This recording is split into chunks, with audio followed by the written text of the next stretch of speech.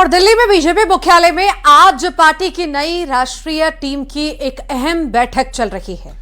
राष्ट्रीय अध्यक्ष नितिन नवीन की अध्यक्षता में हो रही इस बैठक में युवाओं और उनके संवाद पर विशेष जोर देने के निर्देश दिए गए हैं। सूत्रों के हवाले से बड़ी खबर यह सामने आई कि युवाओं से सीधे जुड़ने के लिए बीजेपी ने जो है एक विशेष जेनजी कमेटी का गठन किया है, जो देश भर में बड़े स्तर पर युवा से संवाद करेंगे और इसी के चलते युवा संवाद कार्यक्रम चलाएंगे।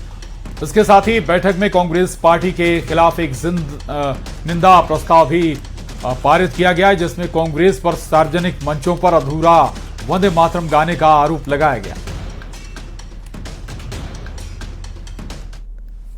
1937 में पहली बार नेहरू जी के कहने पर वंदे मातरम को विभाजित किया जाता है, उसे तोड़ दिया जाता है, केवल एक हिस्सा ही गाया जाता है। परिणाम क्या हुआ? जो चिट्ठी 1938 में पंडित जवाहरलाल नेहरू ने जिन्ना को लिखा था, वह स्पष्ट रूप से उस चिट्ठी को पढ़िएगा तो नेहरू जी जिन्ना जी की जो डिमांड्स थी, 14 जिन्ना की डिमांड्स थे, उनके सामने घुटने टेकते हुए नेहरू जी कहते हैं हमने मान तो लिया है, आप वंदे मातरम पर प्रतिबंध चाहते हैं, मान तो लिया है हमने, हम संपूर्ण वंदे मातरम का पठन नहीं करेंगे, कांग्रेस उसे नहीं गाएगी, मगर यही तुष्टीकरण की बीज, this seed of appeasement which was sowed by Pandit Jawaharlal Nehru in the year 1937 was the seed of partition. यह विभाजन का बीज बनता है और उस समय जिन ताकतों को शक्ति मिली, उन ताकतों ने देश को आगे चलकर विभाजित किया।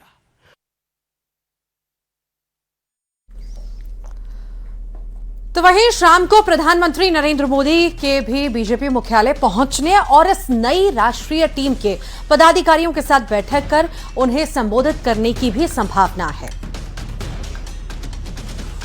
बता दें आपको, नितिन नवीन की नई टीम की बैठक चल रही है बीजेपी दफ्तर में और नए पदाधिकारियों से बताया जा रहा है कि प्रधानमंत्री नरेंद्र मोदी भी मिल सकते हैं, उनसे बातचीत कर सकते हैं और उन्हें कैसे संगठन में काम करना है, कैसे युवाओं से संवाद करना है, कैसे लोगों को जोड़ना है, इन तमाम मसलों पर बातचीत हो सकती है।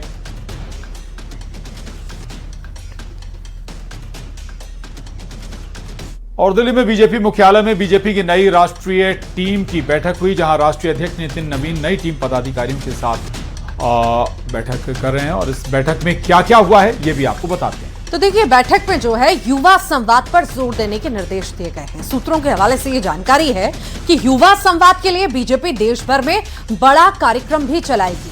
सूत्रों के हवाले से ये भी बात निकल कर आ रही है कि युवाओं से संवाद के लिए टीमें बनाई जाएंगी और बीजेपी के वरिष्ठ नेताओं की टीमें यहां पर गठित की जाएंगी। और कांग्रेस के खिलाफ बीजेपी का निंदा प्रस्ताव भी इस दौरान आया है। देखिए, कांग्रेस पर अधूरा वंदे मातरम गाने का आरोप जो है बीजेपी लगातार लगा रही है। वहीं बीजेपी पदाधिकारियों की बैठक में यह निंदा प्रस्ताव पारित किया गया।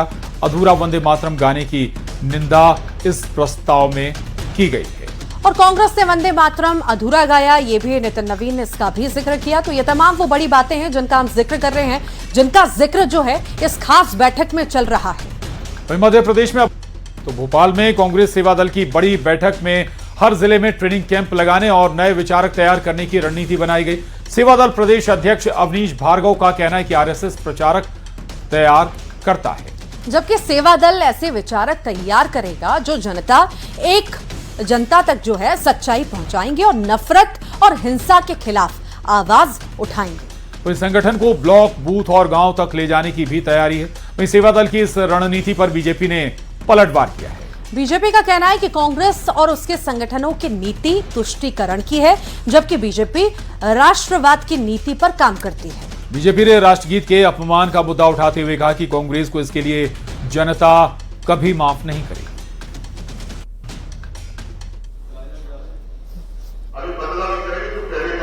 खासतौर से भारतीय जनता पार्टी के राष्ट्रवाद के नाम पे लोगों में ईर्ष्या, नफरत और भय का वातावरण बना के देश को तोड़ने की कोशिश हो रही है। राष्ट्रगीत के नाम पे लोगों को तोड़ा जा रहा है और राष्ट्रवाद के नाम पे लोगों में नफरत फैलाई जा रही। इन सब बातों का कांग्रेस सेवा दल, कांग्रेस का विचार और आरएसएस के प्रचारक और कांग्रेस के विचारक मिलके और सेवा दल के विचारक मिलकर इसकी रणनीति को कैसे तैयार करें, इसको गांव स्तर पे, जिला स्तर पे अमली जामा पहनाने के लिए हमने रणनीति तैयार की है। देखिए, कांग्रेस पार्टी और उनके नेताओं को आत्मावलोकन करना चाहिए। राष्ट्रगीत का विरोध कांग्रेस का नेतृत्व करता है। यहां तक कि तुष्टीकरण की राजनीति करने के लिए जिस तरह से स्वतंत्रता दिवस के कार्यक्रम में सोनिया गांधी और कांग्रेस के नेता सार्वजनिक तौर पर विरोध करते हुए दिखे, तो ऐसी नीति कभी देश की जनता पसंद नहीं कर सकती है। भारतीय जनता पार्टी की राष्ट्रवाद की नीति है, गरीब कल्याण की नीति है। कांग्रेस पार्टी की तुष्टीकरण, परिवारवाद और गुटबाजी की नीति है। इसीलिए कांग्रेस को जनता नकारती है। कांग्रेस पार्टी को आत्मावलोकन करके सुधार करना चाहिए। और भोपाल के आवासीय इलाकों में कमर्शियल एक्टिविटी और नगर निगम की सीलिंग कार्रवाई के विरोध में व्यापारियों का प्रदर्शन देखा गया। अवधपुरी में व्यापारियों ने दुकानें बंद रखकर रैली निकाली। हाथों में बैनर और पोस्टर लेकर व्यापारियों ने निगम की कार्रवाई का विरोध किया। उनका कहना है कि रक्षाबंधन के मौके पर सीलिंग की कार्रवाई करना बिल्कुल गलत है। प्रदर्शन में महिलाएं और बच्चे भी शामिल हुए। इससे पहले शुक्रवार को बाग सेवनिया में भी व्यापारी प्रदर्शन कर चुके हैं। वहीं शाम को गुलमोहर त्रिलंगा इलाके में रहवासियों की ओर से टॉर्च लाइट रैली निकाली जाएगी।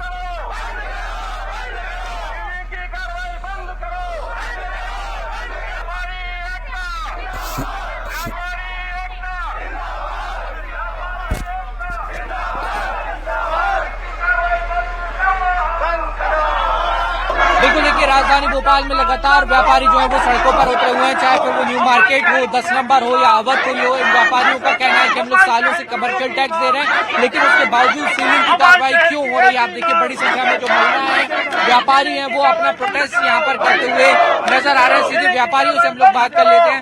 मैम, मिक्स लैंड यूज हो या फिर गुजरात मॉडल हो, वो हमारे यहाँ नहीं है, इसलिए ये प्रॉब्लम आप लोग हो रही है।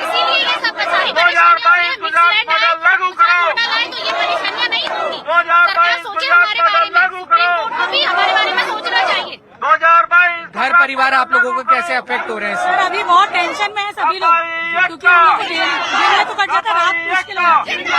कैसे चलाएंगे? घर परिवार कैसे चलेंगे, ये इन व्यापारियों की जो मुख्य समस्या है, मुख्य प्रॉब्लम है। सर, प्रशासन से बातचीत तो आप लोगों की हुई है, कोई रास्ता निकल पा रहा है? देखिए, अगर कहीं रास्ता निकलता तो व्यापारियों को अपना व्यापार छोड़कर रोड पर नहीं आना पड़ता। आज हजारों की संख्या में व्यापारी अपना व्यापार, आप देखिए, एक बार अपना कैमरा घुमाइए, पूरा मार्केट बंद है। ये नौबत क्यों आई? सरकार चाहे हमारे व्यापारियों का घर परिवार और व्यापार बचाना चाहती है तो मिक्स लैंड यूज लेकर आए, मास्टर प्लान लेकर आए, 2022 गुजरात मॉडल लेकर आया है, 2012 भूमि विकास योजना को संशोधित करके शीघ्र से शीघ्र लागू किया जाए। अभी व्यापारी रोड पर आने वाले समय में जब भुखमरी की स्थिति होगी तो वो आत्महत्या के लिए मजबूर हो जाएगा। और चलिए अब आपको बताते हैं कि सुप्रीम कोर्ट का आदेश क्या है और उसको लेकर व्यापारियों और रहवासियों की मांग आखिर क्या थी। तो देखिए, सुप्रीम कोर्ट ने जो है आवासीय कमर्शियल गतिविधियां अवैध इन्हें बताया है, जिस पर व्यापारियों ने त्योहारी सीजन का हवाला दिया और सीलिंग रोकने की मांग की। तो रहवासियों ने शांति के लिए सीलिंग को जरूरी बताया। इधर सुप्रीम कोर्ट ने कहा है कि नियमों के विरुद्ध संस्थान बंद हों तो व्यापारियों ने आजीविका बचाने का समय मांगा और रहवासियों ने अवैध गतिविधियों से मुक्ति के लिए जरूरी इसे बताया है। सुप्रीम कोर्ट ने कहा मास्टर प्लान का प्लान हो तो व्यापारियों ने व्यावसायिक नियमितीकरण किए जाने की मांग की है। वहीं रहवासियों ने कहा है कि पार्किंग समस्या दूर हो और सुप्रीम कोर्ट ने कहा कि ट्रैफिक और प्रदूषण पर रोक लगे तो व्यापारियों ने अचानक हुई कार्रवाई करने की का विरोध भी किया। तो रहवासियों ने आवासीय नियम जो है लागू करने की मांग की है। अनाधिकृत निर्माण पर रोक के आदेश सुप्रीम कोर्ट ने दिए हैं। तो व्यापारियों ने आपसी बातचीत से समाधान निकालने की बात कही है। इधर रहवासियों की मांग है कि उनको सुरक्षित माहौल